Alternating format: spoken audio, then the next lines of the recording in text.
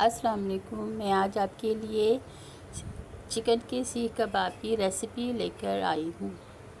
यकीनन आप लोगों को बहुत पसंद आएंगे, इतने टेस्टी होते हैं ये। आप लोग को पसंद आएंगे। आप एक दफ़ा इसको ट्राई ज़रूर कीजिएगा।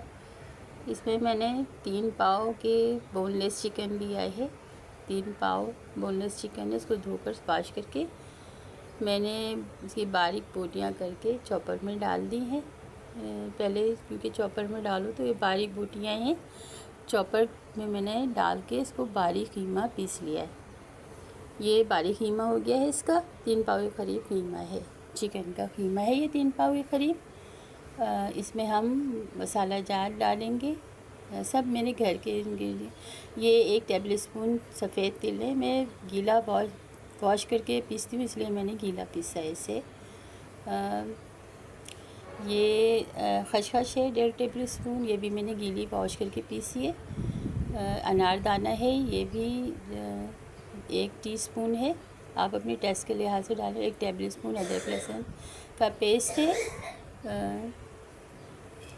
इसको सब इसमें सारी चीज़ें डाल देंगे। इसमें ये मुख्तलिफ ये 1 टेबल स्पून भुना हुआ कुटा हुआ ज़ीरा, 1 टेबल स्पून धनिया गरम मसाला पाउडर, 1 टेबल स्पून भुना कुटा हुआ धनिया, नमक हस्बे पसंद, 1.5 टेबल स्पून सुरख मिर्च है और 1/2 टी स्पून हल्दी। ये आधी गड्डी हरा धनिया की है। एक दरमियानी साइज़ की प्याज बारीक चॉप करके मैंने डाल दी है। ये प्याज है और 8 से 10 अदद हरी मिर्चें जो बारीक चॉप करके सब डाला है। ये सब चीज़ें रख ली हैं मैंने। और इसमें है 1 अंडा फेंट के रख लिया है मैंने। जितना ज़रूरत होगी इसमें उतना डालेंगे, सारा नहीं डालेंगे, थोड़ा थोड़ा करके। ये सब चीज़ें मैंने इसमें डाल दी हैं। कीमे में अच्छी तरह से मिक्स करके रख लिया है मैंने कीमा। इसको 2 घंटे तक रख लेंगे मैरिनेट करके। 2 घंटे के बाद इसके कबाब फ्राई करेंगे। अब 2 घंटे मैंने इसको रख कर ये जो अंडा बच गया था तो मैंने साइड पे रख दिया है। थोड़ा सा बच गया था, थोड़ा डाला है मैंने इसमें। अब 2 घंटे के बाद मैंने इसके कबाब बनाने हैं। सीख कबाब आप हाथ में रख के मेरे असल में ये इस तरह से मैंने गोल गोल लंबे करके डाले, लंबी शेप में। अब ये मैं तवे पर फ्राई करती हूँ। ये कबाब पराठे वाला तवा है जो इसमें फ्राई करते हूँ। थोड़ा सा देखें तेल मैंने 3 टेबल स्पून के करीब मैंने तेल डाला है इसमें। और इसमें अच्छी तरह से ये फ्राई हो जाएंगे। और इसको अच्छी तरह से ये रख कर और ढक कर धीमी आंच पे इसको होने देंगे, क्योंकि अंदर तक फ्राई हो जाए, कुक हो जाएंगे ये आराम से। ये ढक कर मैंने 5 से 10 मिनट के लिए धीमी आंच पे रख दिए हैं इसको। अब इसके बाद ये देखें, अब साइड चेंज कर दें चिमटे से। एक तरफ देखें कितना खूबसूरत खुशनुमा कलर आया है एक साइड से, सुनहरा सा। इसकी साइड चेंज कर दें। अब ये है कि आराम से चिमटे से हो जाती है।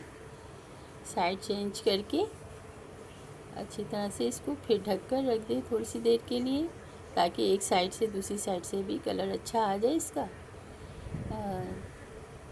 इसको रख के ढक कर और थोड़ी सी देर के लिए। और अब मेरा चैनल अगर आप लोगों ने सब्सक्राइब नहीं किया है तो आप सब्सक्राइब कर दीजिए और मेरी वीडियो को लाइक और शेयर ज़रूर कीजिएगा।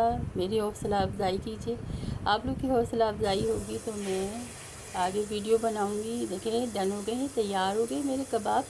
सीख कबाब कितने खुशनुमा हैं, लग रहे हैं खुशनुमा, कुछ जायका भी बहुत है। ये मैंने अनारदाने की चटनी बनाई है इसके साथ में।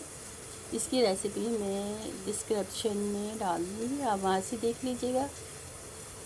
इसके साथ हम दही की चटनी भी इस्तेमाल करते हैं, इमली की भी करते हैं। आज मैंने अनारदाने की बनाई है, बड़ी टेस्टी होती है। ये भी आप ट्राई कीजिएगा, बहुत मज़ेदार होती है। सीख कबाब के साथ, नान के साथ खाएं, चपाती के साथ खाएं। बड़े मज़ेदार सीख कबाब, सॉफ्ट होते हैं बहुत। ट्राई कीजिएगा।